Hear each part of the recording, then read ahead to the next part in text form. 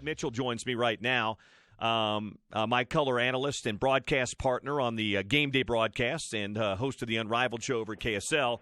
So I'll throw that question out to you, Scotty. I was bringing that up because I had a guest on yesterday that talked about the consistent upward trajectory of the Utah program, and BYU is at an all-time program low in recruiting, and the bottom's fallen out over the last 15 or 20 years, and it's not trending well right now. And I just simply asked the question, Utah's won 8 in a row, 13 of 16. They're in different places, certainly, but do you ever foresee a time where this rivalry is consistently competitive? So I was listening to your comments about not being in a conference or a Power 5 conference, the challenges with recruiting just because of the uniqueness of BYU, independence, that all of that aside, if you just threw all of that out of the window and you just what advantage Utah has is they compete in a Pac-12 conference schedule every year. And what that does is it just makes you better. You're playing better competition consistently throughout the year, aside from recruiting, and so you just get better. Just that alone. But then you add in the success. You add in the success of recruiting and all of those things. There's just no way. I mean, it's not even a reasonable expectation. It's not even a reasonable assumption. There's just no way that BYU can consistently compete against Utah with all of those factors together. I agree. You can just see, Bill, that Utah's better, and so much of being better is just by who they compete against every single day. I say that, too, and I know BYU fans are listening and just screaming at me that I'm a hater, and I'm not saying that to be a hater. This all got jogged in my head by this national recruiting and analytics guy who basically said Utah's trajectory has been unbelievably positive. Not only are they recruiting at a historic level, they're the number one player development program in the country and sending guys to the NFL. And then he says BYU's at a program 100-year low in recruiting, and they're not in a conference, and it's been tough for them. And that's why I brought the question up today. The games themselves, Scott, have been competitive, but when I talk about competitive, nobody cares that you lost by 1 or you lost by 40. They look at the all-time record and say, well, you've lost 8 in a row and 13 of 16. They don't care that the games were close. No, and I actually think that and the rivalry part of it plays into sometimes the closeness of the game. And we've talked about this before, but I think that, and I'm just speaking about Utah, I think they make too much of this game. And I think they get the players actually too wound up or too uptight. And they and I think it impacts their performance where it's, and I don't want to say like have the attitude maybe Utah had last year where it was like, we don't really care about this game. We're going to the Pac-12 championship game. This means nothing to us. That's a huge milestone for the program. This is a really, really hard game for us to get excited about and play. I'm not saying about getting excited about playing it. I'm saying not get too overhyped about playing it. Because I know how Coach Whittingham is. He's like, we cannot lose this game. Just from his personal, pride and ego of the whole history and relationship of the Utah-BYU rivalry. And I think that puts an undue and added pressure on the players. And so I think that's part of what's played into some of this closeness of these games. Scott, I don't believe the talent is the same. And they're just evenly matched. I will say that, and I agree with you, in years gone by. The responses, though, this year from Utah have been very interesting.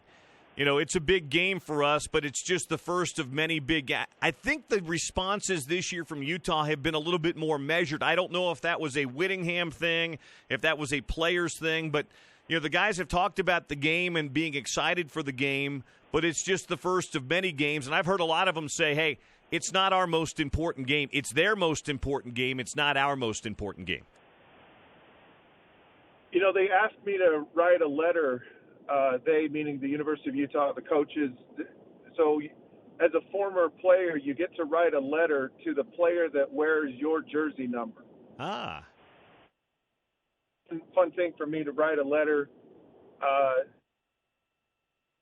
I said, it's so ironic that in my time at Utah, the biggest game on our schedule was the Utah BYU game, and how so dramatically things have changed. And it's also changed for BYU because back when I was playing, Utah wasn't even the biggest game on BYU's schedule. Right. So it's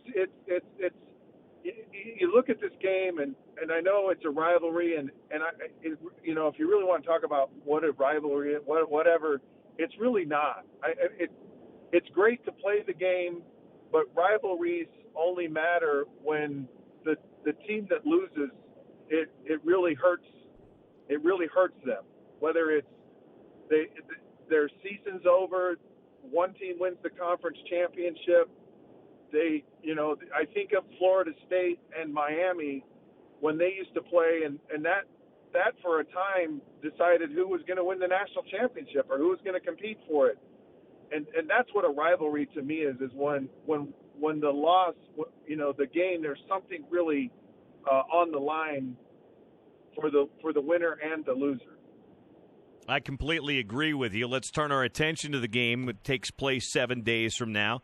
What's the question you've got about Utah that you can't get an answer to, Scott, till they take the field for the first time? How well they really know Andy Ludwig's offense.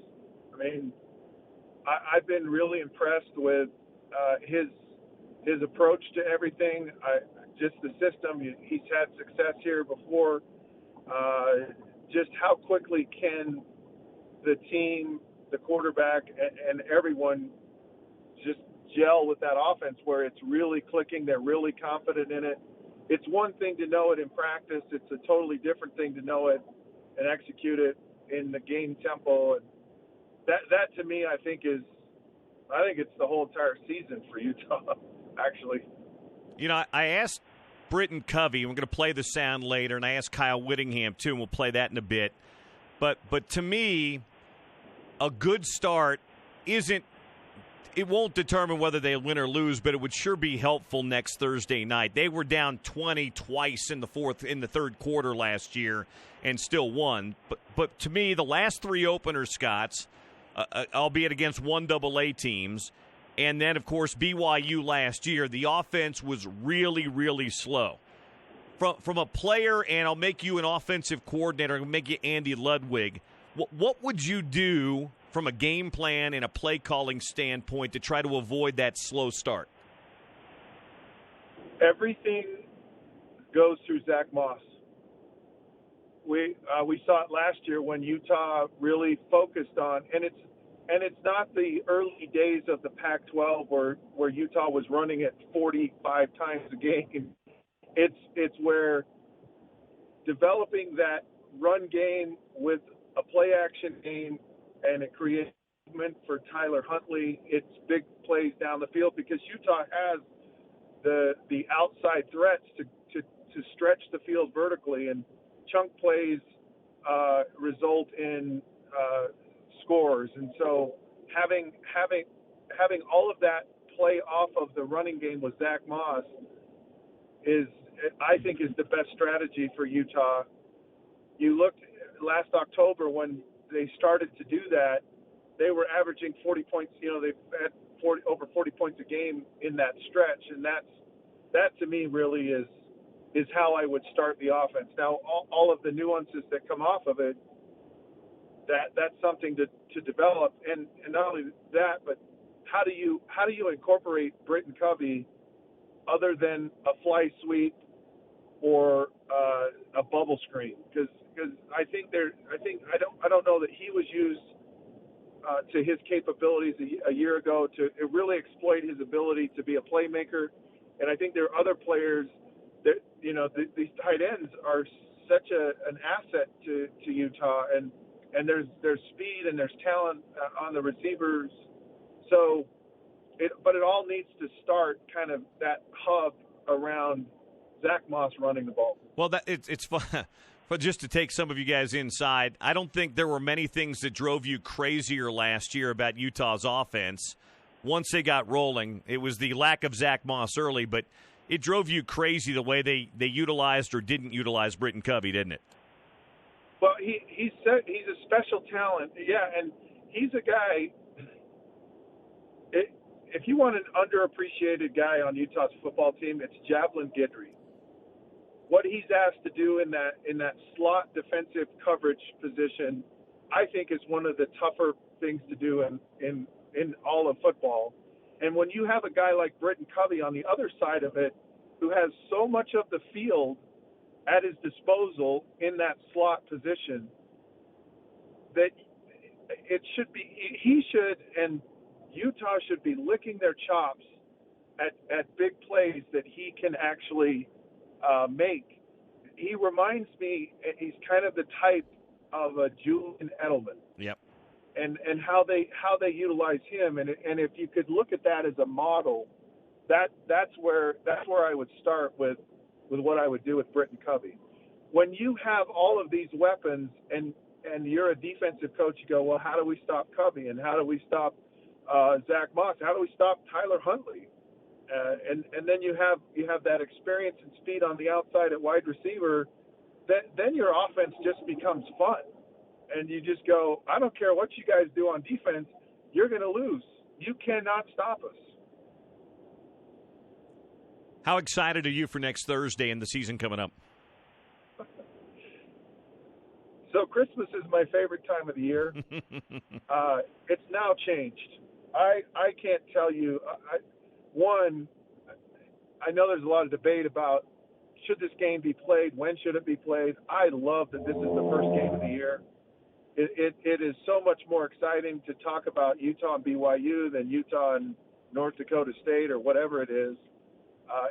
I'm curious to see how much of an impact kind of having to be ready for a quality opponent, what that does on the rest of the season.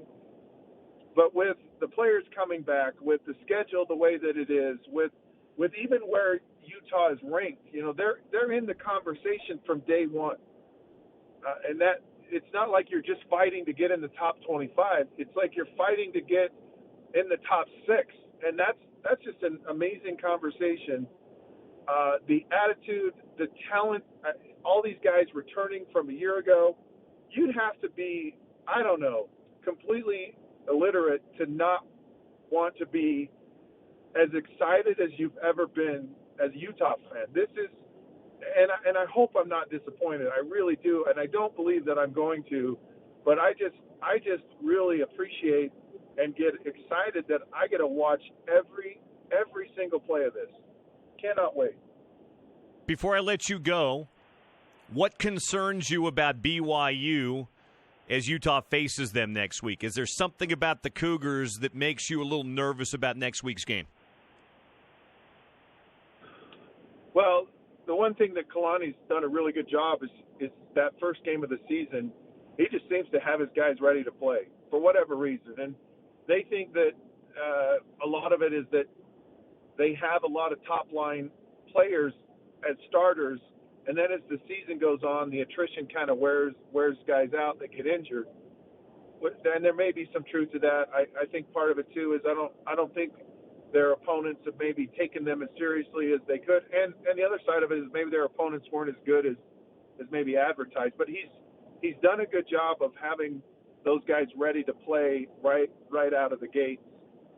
So I don't know that it concerns me. It's just something you have to prepare for.